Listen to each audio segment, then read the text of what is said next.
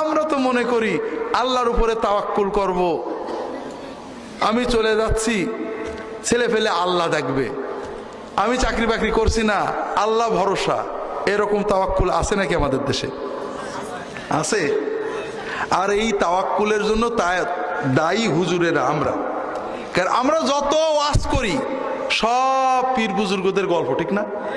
অমক হুজুর 40 বছর জঙ্গলে তাহাজ্জুদ পড়েছে, সারা রাত দাঁড়াই থেকেছে, ঈশান নামাজের অজুতে ফজরের নামাজ পড়েছে, সারাদিন রোজা রেখেছে, আর সন্ধ্যের সময় জান্নাতে রুটি পেয়েছে। আর মুসলমানরা কি খুশি, সুবহানাল্লাহ। ভাই এটার নাম ইসলাম নাকি? শুধু হেসেন না ভাই। ইসলামের যে ক্ষতিটা হয়েছে, ইসলামের যে অবক্ষয় অধপতন, তার প্রথম টার্নিং পয়েন্ট ছিল যে কোরআন এবং সুন্নাহ বাদ দিয়ে মুহাম্মদ রাসূলুল্লাহ সাল্লাল্লাহু আলাইহি ওয়াসাল্লাম যেটা দিয়ে মুসলমান বানালেন, ইয়াতলু আলাইহিম আয়াতিনা ওয়া ইউআল্লিমুহুমুল কিতাব ওয়াল হিকমা, কোরআনের আয়াত পড়ে দাওয়াত দেওয়া। মুসআব ইবনে উমাইর যেটা দিয়ে দাওয়াত দিয়েছেন, মুহাম্মদ রাসূলুল্লাহ সাল্লাল্লাহু আলাইহি ওয়াসাল্লাম যেটা দিয়ে দাওয়াত দিয়েছেন, এই আরবের বর্বর মানুষদের হৃদয় জয় করেছেন। হিকমা সুন্নাত আলোচনা না করে, কোরআন শিক্ষা না দিয়ে আমরা গল্প দিয়ে মুসলমানদের নসিহত করতে চাই।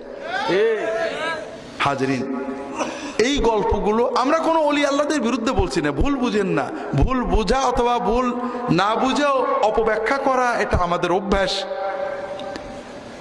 বুজুর্গদের নামে যে গল্পগুলো, এগুলো অধিকাংশ মিথ্যা, কোনো সনদ নেই।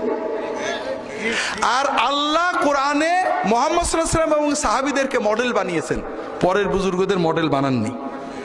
তারা আমাদের মহব্বতের পাত্র, অনুসরণের পাত্র না।